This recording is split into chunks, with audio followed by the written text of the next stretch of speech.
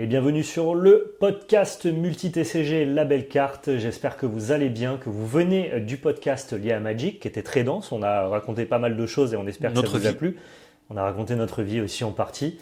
Et donc bienvenue sur la partie multi-TCG si jamais vous n'avez pas regardé la version Magic. Au menu du jour, il y a pas mal de choses. On a et à manger.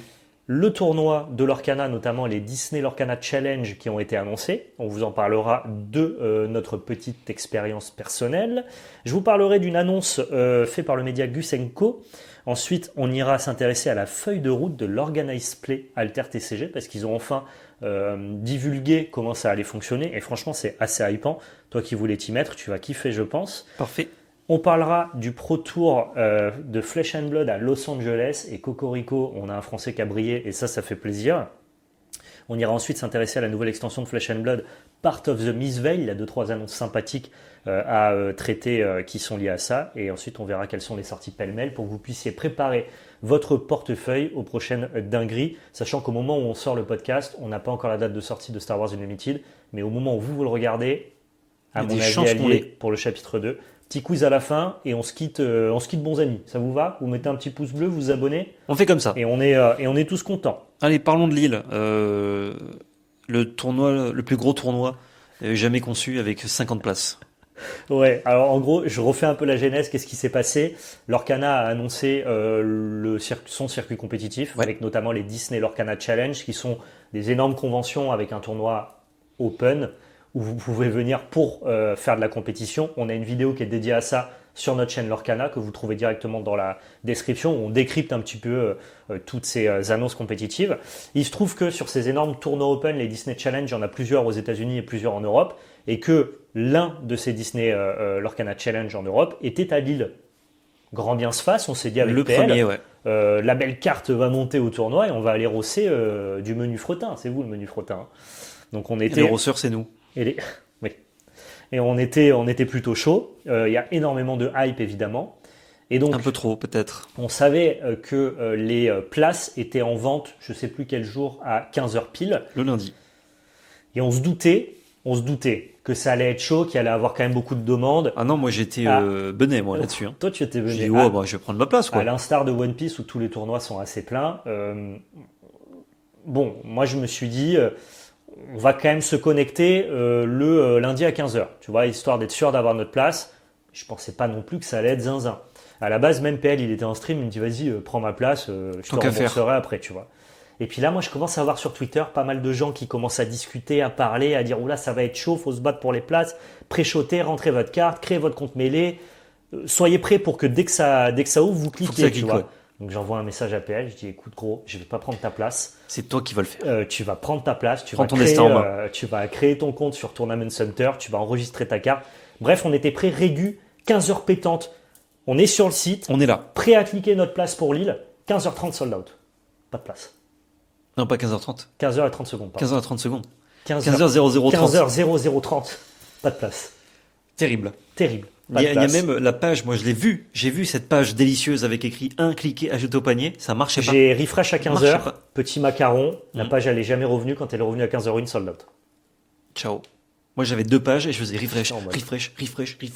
Non, je veux ma place. Et en fait, ce qui s'est passé, c'est qu'il y avait que 512 places. Ce qui est pas énorme. Il y a une hype de zinzin parce que notamment il y a tout le côté convention, premier gros tournoi sur l'Orcana organisé par Disney avec des cartes qui seront des cartes promotionnelles seulement distribuées dans ces tournois avec des cartes sérialisées pour le top 4. Ouais. Bref, zinzin. L'événement est exceptionnel, énormément d'attentes. Donc du coup 512 places c'est peu, on devait peut-être être 5000 devant notre PC.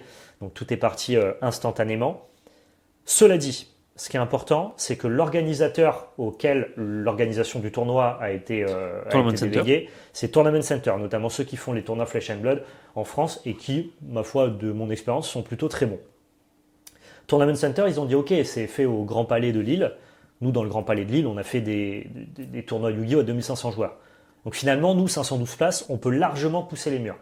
Donc nous, en tant qu'organisateur, Tournament Center, on peut accueillir plus de personnes. Maintenant, il faut que Ravensburger décide, eux, d'augmenter le plafond. Ouais. Parce ce qu'il faut savoir, c'est que c'est censé être aussi une convention avec du cosplay, avec des side events, avec une entrée gratuite pour tout le public. Et donc, il faut qu'il y ait quand même beaucoup de place pour que les gens qui participent pas au tournoi puissent, eux, passer un bon moment.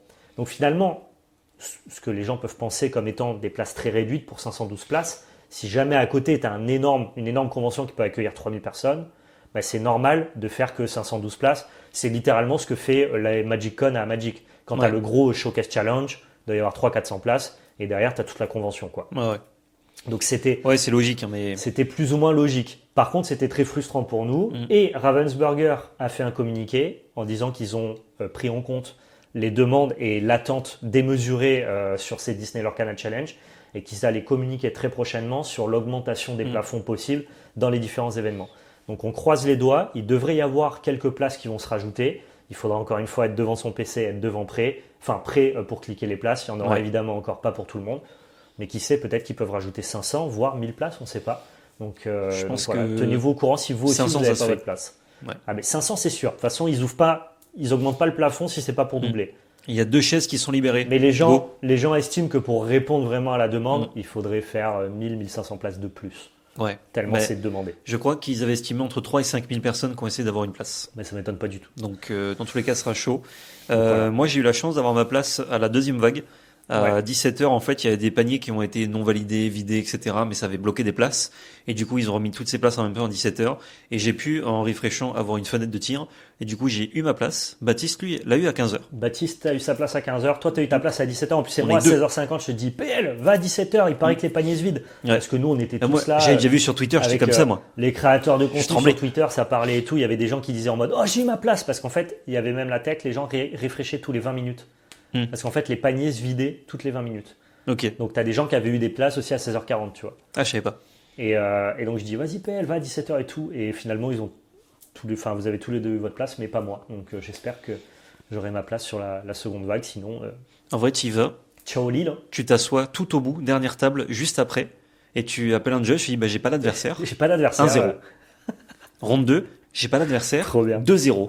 Et tu grimpes. Mais ça serait triste que des passionnés, des fans puissent pas aller faire leur tournoi. Et en même temps, c'est sûr que si tu as 5000 personnes qui veulent le faire, tu peux pas, quoi. Juste en termes d'organisation, c'est pas gérable. C'est clair. D'ailleurs, petite question. Ouais. Tu parlais de cosplay tout à l'heure.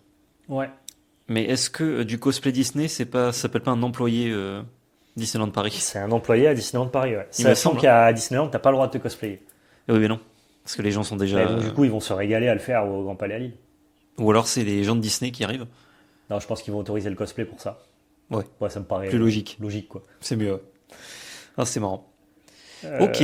Donc, ouais. On espère que Ravensburger prendra des décisions qui pourront satisfaire tout le monde, mais on sait que ça n'arrivera pas, quoi. Et pour ceux qui se disent, mais pourquoi ils font pas des tournois open avec 3 ou 4 000 joueurs, la logistique d'un tournoi à 4 000 joueurs, c'est pas possible. Le temps de récupérer tous les scores. C'est pas que c'est un bordel, c'est que ça durait trop de temps, en fait. Ouais. Parce qu'ils peuvent le faire carré à 4000. Mais dans ce cas-là, chaque ronde, c'est 2h30. Oui, ouais. Et dans ce cas-là, 9 rondes, ça prend... Il faut le faire sur 3 jours. Ça prend 25 heures pour faire tes 9 rondes. Il faut faire genre 6 rondes 5 ou 6 rondes le vendredi. Tu peux même pas, quoi. Ouais, non, c'est long. Tu vas pas demander aux gens de rester 12 heures. C'est tarpin long. Donc voilà, si jamais on veut faire un open avec plus de 2000 joueurs, finalement, il faudrait faire 2 open séparés qui se rejoignent à la fin sur un day 2. Ouais. Et du coup, ça demande une autre salle. Enfin bref, c'est très compliqué, quoi. Voilà. Bref, deuxième news. Le Gus. On a vu paraître dans le média Gus & Co une news assez improbable. J'ai pas vu passer ça. Netflix se lance dans l'arène des JCC. Je cite, Netflix, le géant du streaming, va se lancer dans la bataille des jeux de cartes à collectionner avec son propre jeu basé sur ses séries phares. Imaginez un peu des cartes Stranger Things, Squid Game ou encore la Casa des Papel. Ça serait pas délirant? Quand est-ce que tu as vu cette news? Justement, c'est là où je voulais en venir, PL. C'est évidemment une news qui est tombée le 1er avril. Et donc, je trouvais ça assez marrant de reprendre l'article de Gus & Co. Non, c'était vachement bien fait. Moi, je cautionne pas ça. La news, ça te met l'eau à la bouche et après ça dit non, c'est une blague. T'as un peu amorti ma chute de base, que du coup je voulais faire croire un peu plus longtemps aux viewers. Mais parce que moi je voulais pas. Moi je veux casser le truc. Non, c'est 1er avril, c'est de la merde. Allez, imagine, c'est pas un 1er avril. Ah bah je suis content. Genre marrant. Mais du coup là je suis deg. Genre un JCC de Netflix, c'est trop marrant. Bah ouais. Bon, ça serait nul en termes de flavor. Je vois pas comment tu fais battre le professeur contre Eleven, mais c'est vraiment le multivers, quoi. Je pense que tu peux tout faire avec un espèce de système à Vilenus. C'est-à-dire que chacun a son propre objectif de victoire en fonction du deck que tu joues. Ouais, ouais. Mais bon. Tu pourras avoir The Ça existe Witcher. Ouais, c'est vrai que c'est Netflix. Ouais, tu peux avoir pas mal de trucs. Et l'article était plutôt bien fait. J'avais Ouais. envie de le reprendre, c'était marrant. Félicitations à Gus Co qui a sorti cette news-là. Le monde des TCG pour Netflix, pas tout de suite. Désolé, j'ai niqué le truc, mais. Non, non. En fait, je voulais vite savoir. Parce que vraiment, je sais pas encore la news. C'est vrai ça. Oui, je voulais pas te le dire non plus pour que tu puisses tomber aussi un peu dans le panneau. Eh oui. Bon, j'avoue que toi, faisant partie du monde des TCG, autant que parce que nous on en fait partie, tu vois plus vite venir le truc, quoi. Ben, je me dis, ah ouais, ils font ça. Et attends, on est le 3 avril quand on tourne et j'en ai pas entendu parler. Ouais. Ça n'a pas été relayé partout cette histoire. Bizarre. C'est vrai, c'est vrai. Par contre, on a de la vraie info là. Là, on a de la vraie info. On lance notre La feuille de route de l'Organised Play Alter TCG. Après, bon, ça a été révélé le 1er avril aussi. C'est vrai? En fait, non. En fait, il n'y a pas de compétitif. 1 million de cash prize par personne. Ben, généreux, ok. Tout le monde gagne, ok, alors, c'est bis. Si vous voulez beaucoup plus de précision que ce que nous on va vous apporter dans ce podcast, je vous invite à aller voir le Q&A qui est sorti sur la chaîne d'Altered. Ouais. Bon, on vous met le lien en description. Voilà, on vous met le lien directement en description. C'est pendant 1 heure, ils font l'annonce et ensuite il y a un question-réponse lié à ça. Moi, j'ai été juste récupérer les informations visuelles pour comprendre un petit peu ce dont il s'agissait. J'ai pas eu le temps de regarder la vidéo d'1 heure. Mais de ce que j'en ai compris, la feuille de route de l'Organised Play d'Alter TCG se découpe en 3 parties bien distinctes. Okay. On commencera d'abord avec les Altered Weekly Expeditions. Donc, qui sont littéralement les petits tournois que tu feras dans ton local game store. C'est vos armories à Flesh and Blood, vos FNM à Magic, vos, je ne sais pas comment on les appelle. Vos ligues Pokémon. Vos ligues Pokémon. Les choix du format seront libres aux boutiques et récompenses pour le top, dispo toutes les semaines. Donc c'est vraiment littéralement le FNM. Ah oui, les tournois, pardon. J'ai cru que les récompenses pour le top sont toutes les semaines. Non, pardon. Les tournois sont disponibles toutes les semaines et il y aura une récompense à chaque fois pour le top qui sont des promotions, notamment offertes, des cartes promotionnelles offertes par Altered aux boutiques. Et vous verrez d'ailleurs dans un système un petit peu particulier. Ça risque de vous amuser, j'imagine. Ils ont mis une petite phrase qui essaye de transmettre le sentiment de ce qu'ils veulent mettre en place en fonction des 3 visions qu'ils ont du compétitif. Et vraiment, le côté expédition et les Altered Weekly, c'est plus je joue, plus je suis récompensé. Mais c'est trop bien. Pour les LGS et pour les joueurs. C'est parfait, évidemment. Après, il faut avoir le temps d'y jouer, évidemment, mais... De toute façon, on sait que les gens qui développent Altered, c'est des gens qui aiment le TCG et qui veulent justement l'attaquer par le bon angle, entre guillemets. Ouais. C'était normal d'avoir des petites weekly comme ça. Maintenant, on passe à des trucs qui sont un peu plus hypants. Les Altered Cons, aka Confluence, c'est comme ça que ça s'appelle, pourquoi pas. C'est organisé par Equinox, donc ils ne sous-traitent pas à un organisateur comme Tournament Center ou Legacy. C'est organisé directement, donc en fonds propres, par l'éditeur du jeu, ce qui peut laisser penser du coup à une envie de qualité supérieure, j'imagine. Ouais, c'est de contrôler le truc et de pouvoir surtout, si jamais il y a un couac, je pense, pouvoir réagir et pas dire à ton organisateur de tournoi, attends, il faut que tu fasses ça. C'est ça. Tu coupes les... Ça sera d'abord organisé en Europe et aux USA pour 2024. Ouais. Ce sont des événements open, donc avec de la place disponible. Alors après, si c'est open comme l'Orcana, forcément, si le jeu a un grand succès, il n'y aura peut-être pas de la place pour tout le monde. Open, ça veut dire sans qualification. Mais ça veut dire veut pas dire de la place pour tout le monde. Voilà, c'est ça. Ça veut dire qu'il n'y aura pas de qualification. C'est n'importe qui a envie de prendre sa place est censé pouvoir la prendre, si tant est que l'événement puisse accueillir tout le monde. C'est ça. Ça sera sur 2 à 3 jours d'événements, j'imagine en fonction des formats ou en fonction de la popularité. Ouais. De l'événement. Ça sera des événements compétitifs avec une place qualificative, et je vous tease du coup le 3e axe, les championnats du monde. Donc on est déjà sur des championnats du monde d'Altered. Pour la première année. Pour la première année d'Altered, donc ils arrivent directement avec des ambitions. Moi ça me régale. Tu vois les TCG qui arrivent avec déjà une roadmap compétitive, et ben, je trouve que ça témoigne d'une ambition, d'une envie de s'ancrer, de vivre, d'exister longtemps. Moi je salue, tu vois, j'apprécie énormément. Je vais tomber très fort, je crois. Ce que j'aime beaucoup dans le côté compétitif, et ça on l'avait déjà eu, notamment teasé par le créateur du jeu, Régis, il nous disait que lui ce qu'il avait envie c'était de mettre en avant, au-delà des joueurs, de mettre en avant les factions et certains héros. Ce qui fait que tu auras ce qu'on appelle le Faction Leaderboard. Donc dans chaque événement compétitif, tu pourras faire gagner ta faction. Ça ne te rapportera peut-être pas grand-chose, mais à la fin de l'événement, on dira, bon bah les Hordis, vous avez mieux performé que les Bravos. Trop bien. Tu vois. Quand bien même, toi, ce qui compte, c'est de te qualifier toi avec ton deck, humainement et simplement. Il y a un côté, on va se fédérer autour d'une faction que j'aime bien, qu'on avait notamment fait lors de la journée présentation interne. Ils vont conserver ça pour les tournois compétitifs. Ça me rappelle un peu le classement Living Legend de Flesh and Blood, où les gens poussent un héros pour être Living Legend, et ben là, ça pousse plutôt des factions. C'est ça. En fonction de son classement. Enfin, des classements. Tu pourras faire ces événements en 1v1 ou en team. Il y aura aussi des Open en team. Et ce que j'aime beaucoup aussi, ils récompenseront le champion de chaque faction. Par exemple, si la faction compétitive la plus jouée, c'est Bravos, et que le tier 1 du format, c'est Bravos Ordis, mais que par exemple, la faction verte, elle est jamais jouée, parce que il se trouve qu'actuellement, dans le compétitif, on n'a pas d'incitation à jouer vert, et le gars qui aura fait la meilleure performance avec son deck vert, il aura une récompense. Ok.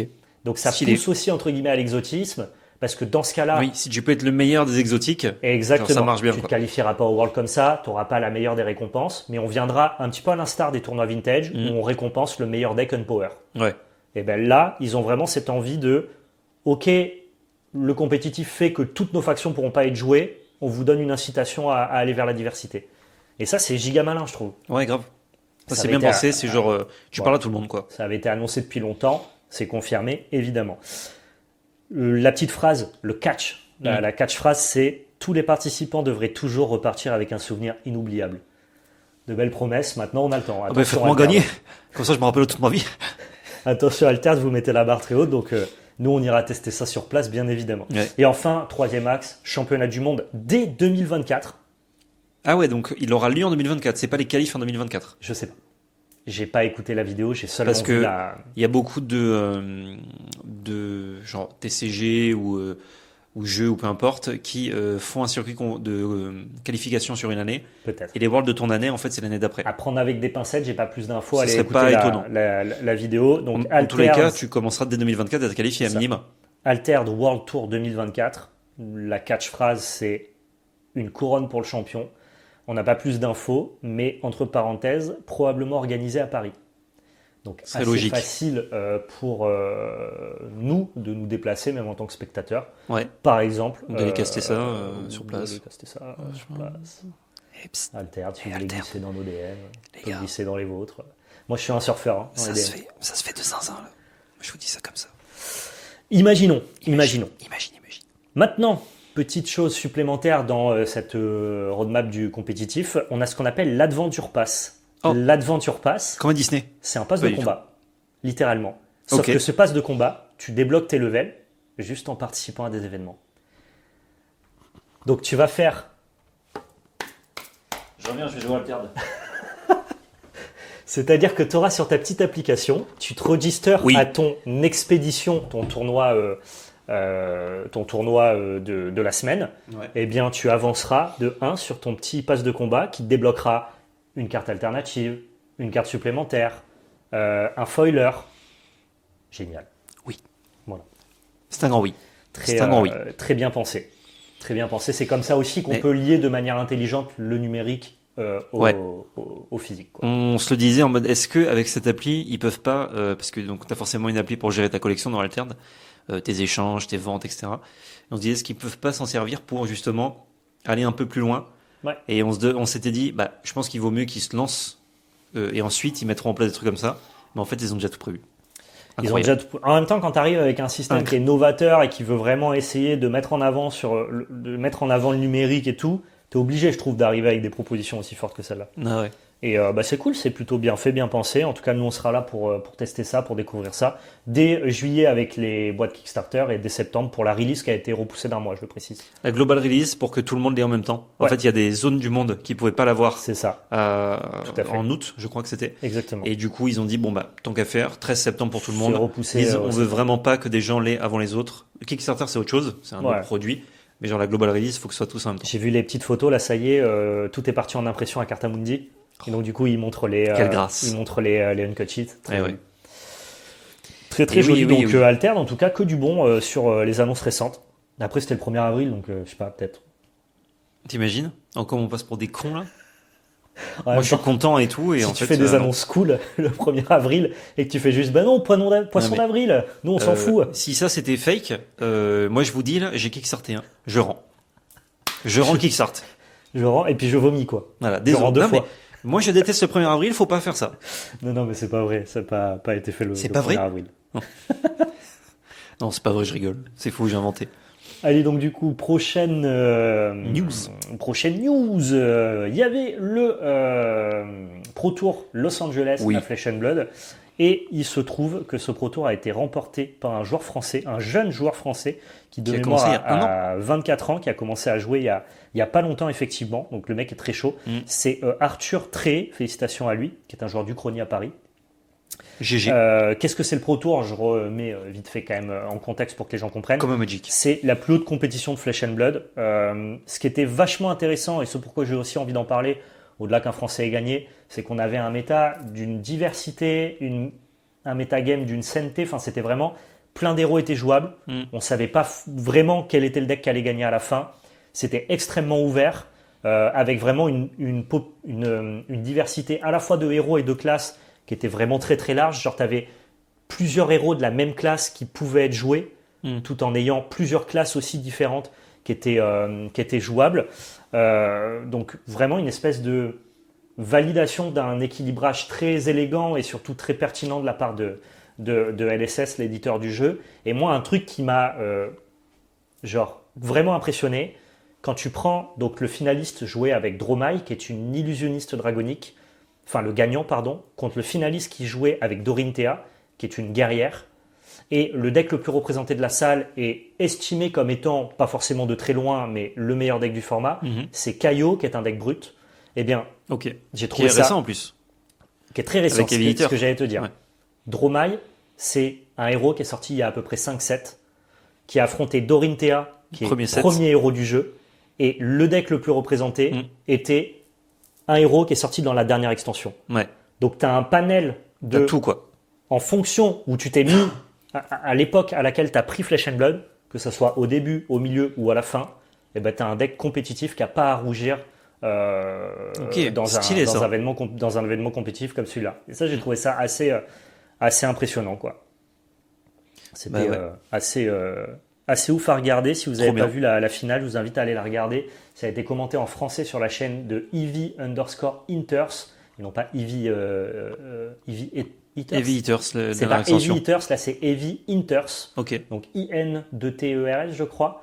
Je vous invite à aller regarder. Vous avez donc du coup la finale qui est commentée en français avec donc la finale d'Arthur.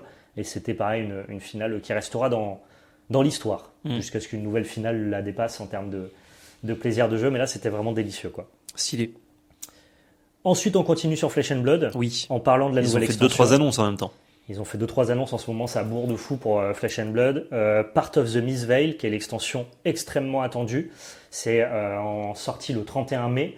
Et c'est surtout la première extension qui sera traduite en japonais pour le Japon.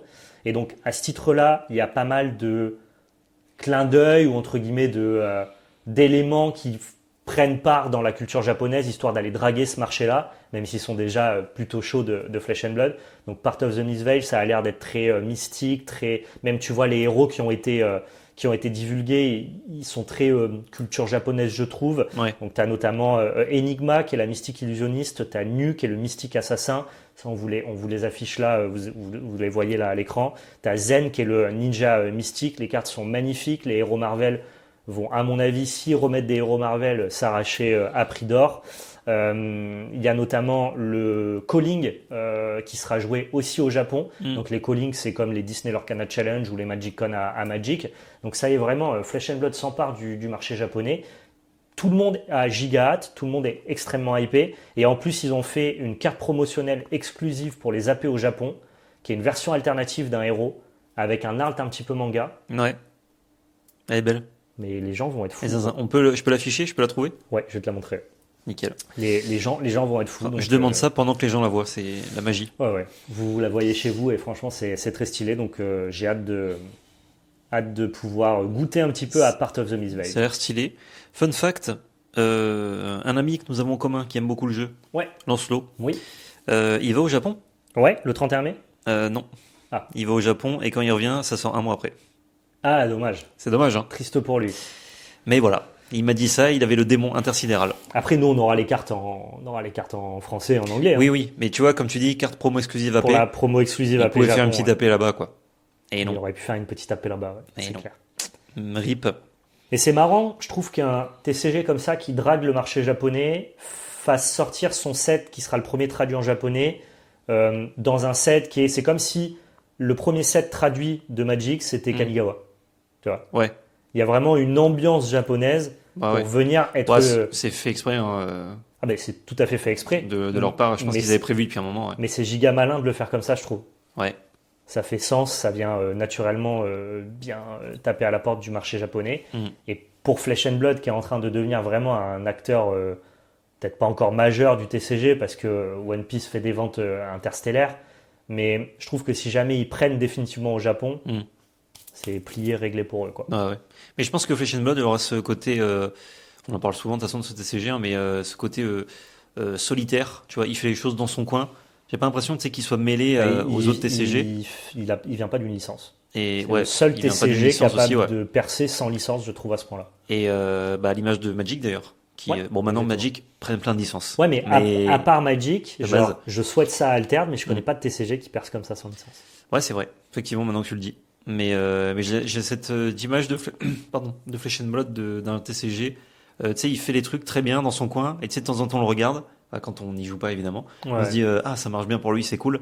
Et il continue de faire ses trucs, tu vois, pendant que les autres TCG font leurs trucs, mais un peu plus mêlés les uns aux autres. Mais les autres TCG seront toujours plus grand public et auront toujours un pool de joueurs pas actifs, mais potentiels, Ouais. beaucoup plus élevé. Bah ouais. Tu peux Lorcana- attraper de temps en temps. Lorcana, Ça vient d'une licence, Lorcana son côté. Comment Lorcana avec son côté familial, One Piece pour tous les fans de culture japonaise, les fans de manga, ça brassera toujours plus de gens.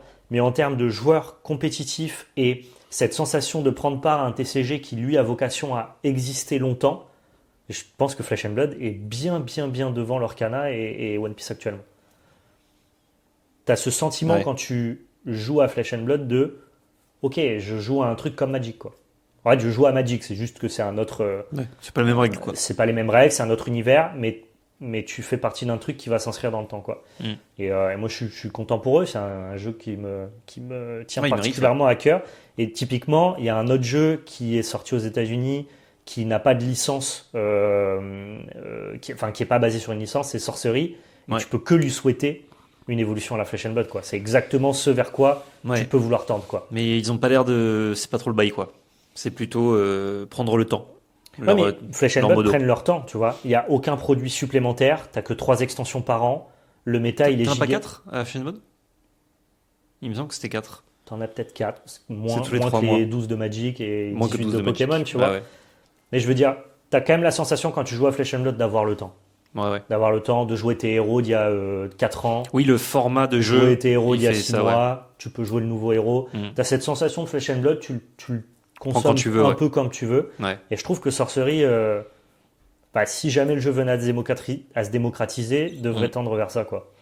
Ouais, je suis pas sûr. J'ai l'impression que c'est vraiment genre la dernière news que j'ai vue du compte officiel, Ouais. c'est genre oh regardez, on fait un playmat exclusif du jeu, enfin pour spécial parce que il y a des cases pour jouer à Sorcery, donc c'est bien d'avoir un playmat exprès fait par cet artiste. J'étais en mode bah c'est très bien, mais genre Dites-nous quand est-ce qu'on joue, nous. quand est-ce qu'on joue quoi, juste quand est-ce Ouais. qu'il y a les cartes, quand est-ce qu'il y a la prochaine extension. Enfin bref, on verra. Ouais, je crois que c'est la fin sur les news C'est la du fin. TCG. Alors, il y a toujours un milliard de news, évidemment. On peut Sorties. pas tout traiter. On fait des Pêle-mêle. focus sur certains. On va faire les petites sorties pêle-mêle. Vous avez Outlaw qui sort le 12 avril 2024, donc la semaine prochaine. On sera notamment en live sur Vogt pour vous proposer des petits box break, évidemment. Toujours Yu-Gi-Oh! L'héritage de la destruction le 25 avril 2024. Yu-Gi-Oh! Rarity Collection le 2. Rarity Collection 2 le 23 mai 2024. On a One Piece OP08 version japonais qui sort le 24 mai 2024. Il y a une grande chance qu'on en ait sur la belle carte. D'ailleurs, on vous tiendra au courant. Oui. Flesh and Blood, Part of the Mist Veil, le 31 mai 2024. Moi, je vais péter mon crâne, c'est sûr. Et MH3, le 7 juin 2024. Quel plaisir. Pour les sorties pêle-mêle. On peut passer pour se finir tranquillou On se finit sur un quiz. Petit quiz. Squeeze. Avec grand plaisir. Qu'est-ce que tu nous as concocté cette semaine comme délicieux quiz? J'ai concocté un petit quiz plus rapide que la dernière fois. Un peu plus fast, un peu plus tranquillou. Voilà. Une question. Si vous attendez à du grand quiz comme la semaine passée, bon, ça va être un peu plus gentil, un peu plus tranquille. Et tu t'es surpassé la semaine dernière. J'ai pris, ouais, c'est exactement ça. Là, j'avais un peu moins d'idées, mais j'aurai d'autres idées pour les prochains. J'ai pris tous les TCG les plus populaires. Ok. Et je vais te demander de deviner quelle est la carte la plus chère entre deux choix. Ok. Donc on va voir si tu as une bonne connaissance et si vous, parce que vous pouvez jouer chez vous aussi, vous avez une bonne connaissance du marché de la collection des cartes par exemple. Ok. Donc c'est des cartes plutôt uniques, je suppose. Ouais, je vais pas te demander si c'est plus cher une commune de draft ou une Unco de standard quoi. Ah, parce que des fois, t'as, par exemple, la Magic, tu as les numérotées. Genre une numérotée comme ça, elle vaut premier prix, c'est genre 3 000 euros. Ouais. Mais elle peut monter, suivant le numéro et la gradation, à 30 000 euros. Du tout. Là, on va vraiment prendre deux cartes bien distinctes et tu vas devoir deviner d'après toi quelle est la plus chère entre les deux. J'ai évidemment pris des cartes qui se touchent un peu. C'est pas loin, ça se joue à quelques centimes. Sont pas très très loin et c'est marrant parce que c'est sur différents TCG quoi. Ok, vas-y chaud. Ou alors c'est pas marrant, on peut le dire aussi. Moi je trouve ça marrant. Qui est le plus cher d'après toi entre Nami art alternatif de OP01 ou Shanks Secret de OP01? Je sais que les gens étaient zinzin de Nami. Ils le sont toujours. Hein. Ouais, mais Shanks en même temps, première secrète. Donc Shanks il est en manga et Nami non. C'est ça? La secrète de Shanks c'est la manga?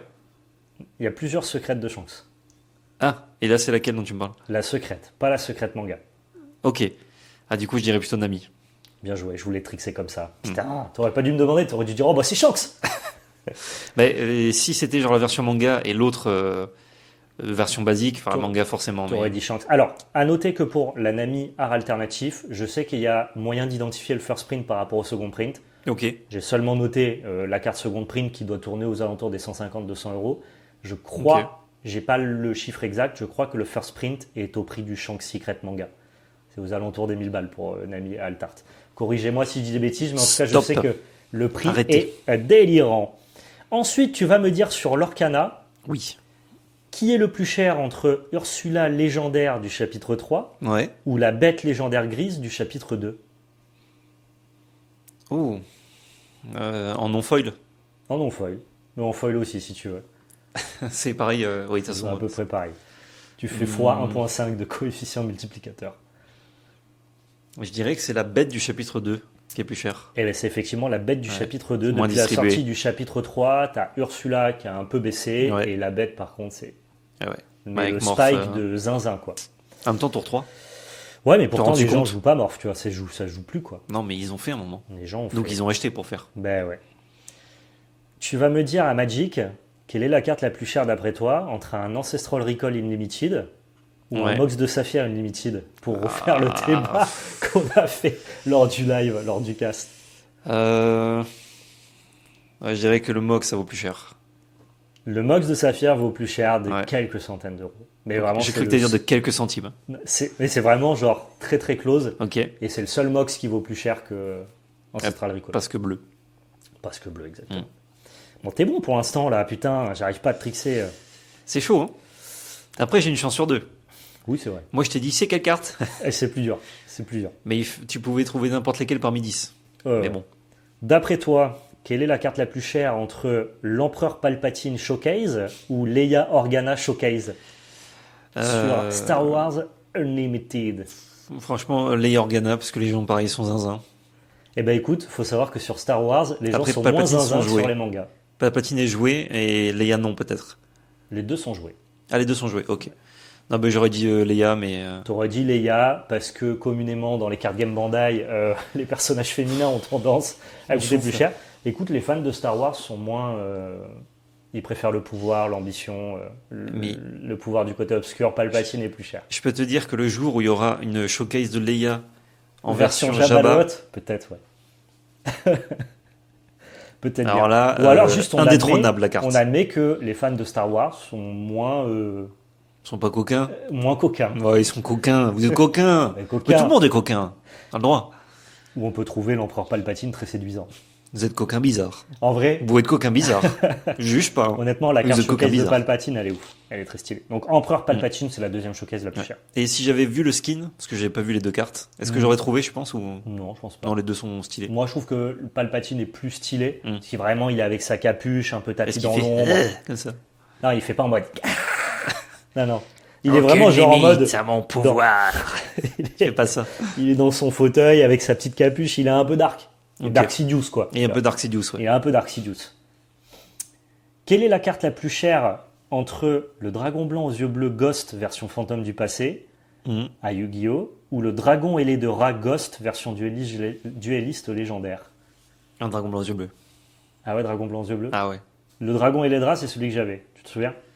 Dragon et le Dras, c'est la carte légendaire. C'est la carte dieu légendaire égyptien. de Marek, quoi, exactement. Non, je dirais quand même que c'est le dragon blanc. Eh ben, c'est le dragon blanc aux yeux bleus, ouais. Le dragon ailé de Ra. Ah, t'as essayé de me trixer pas là. mal Pourquoi je te dé- vois pas pas? mal décoté, de fou d'ailleurs, le pauvre. Donc le dragon blanc lui est passé devant. C'est pas si cher hein, pour ceux qui aiment les ghosts. J'ai été Moi, étonné j'aime du bien prix. les ghosts. Bah écoute, tu peux te cliquer un petit dragon, Ça combien? 150. Ah oui. Ça va. Ok. Je pensais que c'était genre 300, 400 Non, balles. non, c'est ok. Et maintenant, tu vas me dire.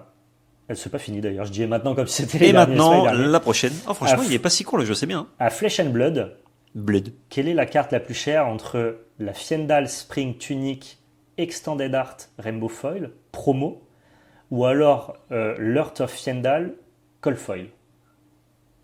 Heart of Yendal Cold Foil, c'est la première. Premier prix, une première fable. Et l'autre, c'est la promo En- Extended Art de Fiendal Tunic. Cold Foil, c'est le first print. Cold Foil, c'est le first print. Putain, si c'était que dans les premières versions de la première extension, je dirais plutôt la fable. Mais la Fiendal, je sais qu'elle cote, en tout cas, elle cotait à un moment genre plus de 2000 euros. Donc là, aujourd'hui, ça doit être 2005, 3000. Et la fable, c'est que de la collection, c'est jamais joué ça. L'Heart of Fiendal est joué, mais jamais en Cold Foil, je pense. Oui, Pas- non, pas à ce prix-là. Mais même de toute façon, c'est pas beaucoup joué, c'est x1. C'est x1, mais c'est dans pas tous les decks. étonnamment joué. Ça fait partie des fables qu'on appelle un peu erreur de design, parce que justement, une fable n'est pas censée être jouée. Ouais. Et les deux premières fables du jeu sont. Elle fait gagner des PF celle-là. Elle fait gagner un PF, donc du coup, à la Ouais. fatigue, ça te permet comme tu cycles ton deck petit Ouais. à petit, De gagner. de regagner pas mal de PV. C'est joué notamment dans certains decks Warriors, certains decks Gardiens. Ok, ouais. Ce qui est un peu chiant en vrai, c'est un défaut, c'est que t'es pas censé être joué. Ouais, ouais. Ouais, Tunic, j'ai dit que c'était x1, Mais mais Tunic pense aussi. pas mais du bon. tout à la jouabilité des cartes. Ah, je dirais First Print Heart of Yendal. Effectivement, c'est l'Heart of Fiendal Cold Foil. Il y a que 2 cartes listées sur NKM. Le Ouais. premier prix c'est 8000 euros. Le deuxième prix C'est c'est quoi 20 000. J'avais 8000 euros en tête. Donc Je sais pas c'est pourquoi. extrêmement cher. À l'Heart Ok. of Fiendal, je pense qu'en moyenne c'est 10K. Et Tunic, c'est toujours pareil, 3000. Non, c'est plus, c'est 6000. Ah oui, c'est bien monté. Hein. Ouais. C'est assez énorme. Que vous pouvez voir dans le premier épisode de La Belle Carte quand on va filmer chez les gens. Tout Chez à fait, ouais. Harlick, Il a justement la Fiendal Tunique. qui n'a pas payé ce prix-là. Non, je pense Donc pas. s'il l'a toujours, il est content. Bah, S'il l'a plus, il est deg. J'espère pour lui. Sauf s'il a racheté d'autres trucs tout aussi intéressants avec. Et enfin, qu'est-ce qui est le plus cher entre un Dracofeu 7 de base première édition ou un Dracofeu Star français de Île des Dragons? Je sais même pas ce que c'est. Ah putain, c'est celui qui est en cristal là? Non, Ah non, c'est pas lui. non, c'est vraiment bloc X, c'est le deuxième bloc après le bloc Wizard. Ah, C'est ok. les fameuses cartes dans le bloc X qui ont la petite étoile jaune à côté de leur nom. C'est évidemment, tu t'en doutes, très recherché. Ça, c'est une phrase de trickster, ça. Moi, je serais toi, je dirais ça après, bon. Après, tu fais ce que tu veux. Franchement, j'ai aucune idée Ouais, mais je De- me doute que tu as aucune du idée. deuxième drac au feu. Tu pourrais me montrer une photo ou pas? Ouais, je dois pouvoir, rapidement. Ah, tu vas voir. Ah, s'il est plus beau, Ah ouais, je vais faire au jugé, parce qu'il y en a un, je le connais très bien. je te montre une photo avec le prix dessus. Ouais, comme ça, je le sais. Attends, j'essaye de t'enlever le prix du coup. Là, il est en anglais, mais imagine-le en FR. Tu le trouves vilain, ça se Je voit. pense que c'est l'autre qui vaut plus cher, mais lui, il est très stylé. Ah, tu l'aimes bien? Ouais. Ok. Eh ben non, c'est lui qui vaut le plus cher. Ah ouais, de Ouais. beaucoup? C'est genre pour te dire sur Card Market il n'y a pas de Ah oui, Dracofeu c'est Star genre, c'est français. C'est en fait c'est que c'est impossible à trouver, beaucoup quoi. plus rare quoi. D'accord. Le set de base ça a été édité à des tirages de fou furieux ouais. donc c'est des cartes qui coûtent cher parce qu'il y a eu une lumière et une hype qui ont été posées dessus Mais en termes de rareté, si demain tu veux un Dracofeu 7 de base première édition, Ouais. il y en a partout. En état acceptable, C'est très facile c'est même pas trop cher. Ça coûte un billet, mais c'est très facile à trouver.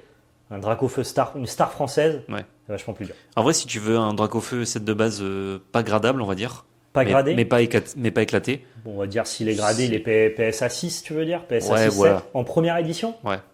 Je pense que pour 1500 balles, tu l'as, 1000 Ouais, balles. genre, par rapport à la folie que c'est et que des gens se battent sur des rings avec ça autour du cou, c'est ok quoi. C'est pas le même. Celui qu'il a autour du cou, C'est pas c'est le Shadowless. Shadowless et compagnie. C'est quand même Etc. c'est encore un autre délire. Ça a été beaucoup moins Ouais. produit. Le set de base première édition en France, c'est genre il y a encore des dizaines et des dizaines de boîtes scellées Ah ouais. de cette extension-là. C'est juste que les gens, ils ont été matrixés par ça. C'est la nostalgie, les cartes de leur enfance. Donc les prix sont pas forcément corrélés à la rareté, quoi. Ça se trouve assez facilement. Ça a un certain billet, évidemment, mais c'est pas dur à trouver. Alors que tu veux trouver un Dracofeu Star français, c'est plus dur. Bah écoute, t'as Ouais. été plutôt bon. J'ai fait genre 7 sur 9, non? Un truc comme Ça ça? fait 2 erreurs sur 9, ouais. Nice. Donc ça va. Yes, j'ai gagné, ça veut dire. J'ai gagné! Plutôt solide. Très cool, ce Dites-nous petit si quiz. vous avez été bon, vous, à la maison, si jamais vous y connaissez un petit peu en collection, en marché financier, si vous êtes des petits filous, là, des petits acheteurs. Si vous êtes analyste financier et Des que vous êtes petits- parti au Yémen, dites-le nous aussi. Mais je suis sûr que, pour le coup, il y a des gars qui sont un peu dans le game de la collection. Je pense qu'ils ont 7 sur 7, 9 sur 9 et 18 sur 18 si je vais plus loin. Ils ont 1000 sur 1000 quoi. Ouais, je pense qu'il y a des mecs qui sont très très chauds. Genre trop facile Parce le que jeu, même quoi. moi, je me suis trixé, je suis pas sûr de tout, tu vois. Ouais. Alors bon. ça se trouve, t'as menti. Non, j'ai pas menti, j'ai été vérifié. Ok. Parce que moi, j'aime bien, je suis un petit peu tout Mm. ça, mais il y a des mecs qui sont très très chauds. Bah, c'est vrai que suivre le prix des choses, si tu vois pas une annonce passer, tu sais pas forcément. Mais moi, je vais C'est pas pas suivre comme le ça. prix, j'ai pas ce plaisir d'aller suivre le prix. Mm. En plus, c'est des cartes que j'ai pas, donc pourquoi je vais aller Oui. suivre leur prix? Par contre, je regarde beaucoup de contenu collection, ou alors par exemple, tu vois, il y a un créateur de contenu qui s'appelle Requa Master dans le game Pokémon, et lui, il fait des vidéos review toutes les 2 semaines ou tous les mois Mm. des plus grosses ventes Pokémon sur les sites de maisons d'enchères américaines. Ok. Et donc, ça tu te vois permet un peu de le suivre. cours, entre guillemets. Ouais, et puis ça te permet de suivre un petit peu quelles sont les cartes qui ont performé de fou, tu vois. Ok, ouais, c'est qu'ils que sont des plus prix, vendus, plus recherchés. dans les milieux d'euros et tout, tu vois. Les zinzins, quoi. Et j'aime bien, moi je trouve ça marrant, il le présente bien, le gars est cool, Ok. c'est amusant quoi. Bah, stylé. Non, bah, très cool ce quiz. Hâte du prochain. Ouais, rendez-vous dans 2 semaines pour le podcast Label Card. Vous avez la première partie, on le rappelle, sur Magic et celui-ci évidemment en multi-TCG, 2 fois par mois, donc un vendredi Oui. sur 2. Et si jamais ça vous a plu, partagez autour de vous, mettez un pouce bleu, abonnez-vous, partagez dans l'espace commentaire et rejoignez-nous sur nos réseaux sociaux. Exact. Et surtout, n'oubliez pas, c'était de la belle magie. Ciao tout le monde!